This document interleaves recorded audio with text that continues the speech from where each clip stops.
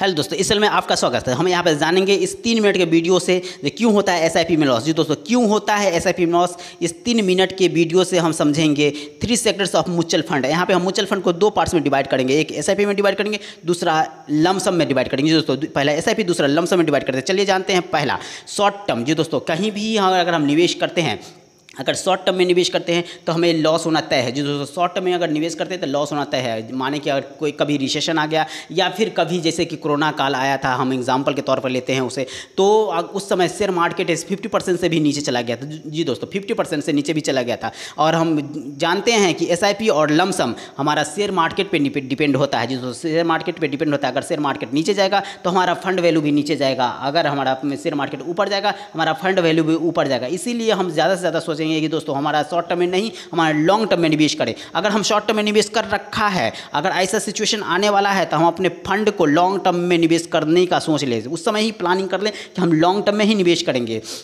चलिए हम बात करेंगे आगे दूसरा फंड के बारे में कि पहला है कि कैपिटल सिलेक्शन। जी दोस्तों, कैप का सिलेक्शन होता है। पहला लार्ज कैप में करेंगे, मीडियम कैप में करेंगे या फिर स्मॉल कैप में करेंगे।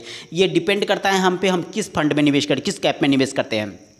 अगर हम लार्ज कैप में करते हैं तो हमारा 8 से लेकर 12% तक का ऐसे रिटर्न मिलता है। अगर मीडियम कैप में करते हैं तो यहाँ पे 12 से लेकर 20% तक का मिलता है, कभी कभी इसे 30% तक का मिलता है, बट वो एक्सेप्शनल होता है। और अगर हम स्मॉल कैप में करते हैं निवेश तो हमारा ऐसे लेके 20 से लेकर 40%, 50%, कभी कभी 150% तक का भी रिटर्न मिलता है। जी दोस्तों, 150% तक का भी रिटर्न मिलता है अगर हमने स्मॉल कैप में निवेश कर रखा है। अगर रिसेशन आया या फिर कोरोना काल जैसा कभी समय आया तो उस समय हम स्मॉल कैप से अपना लार्ज कैप में अपने फंड को कन्वर्ट कर लेंगे। जी दोस्तों, तीसरा है फंड का सिलेक्शन। जी दोस्तों, फंड का सिलेक्शन है हम किस फंड में करते हैं।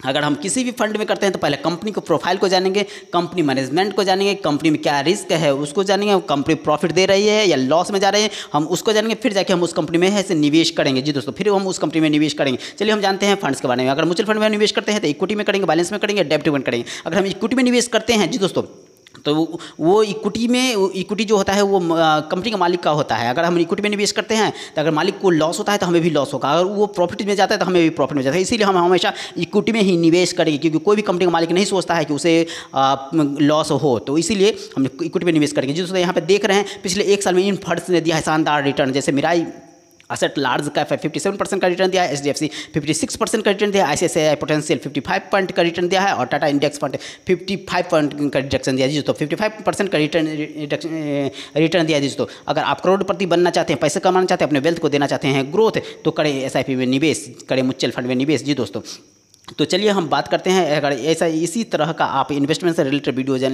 देखना चाहते हैं तो मेरे वीडियो को लाइक करें, शेयर करें, सब्सक्राइब करना ना भूलें, ताकि मेरा कोई वीडियो आपसे मिस ना हो। बेल आइकन जरूर दबाएं। Thank you.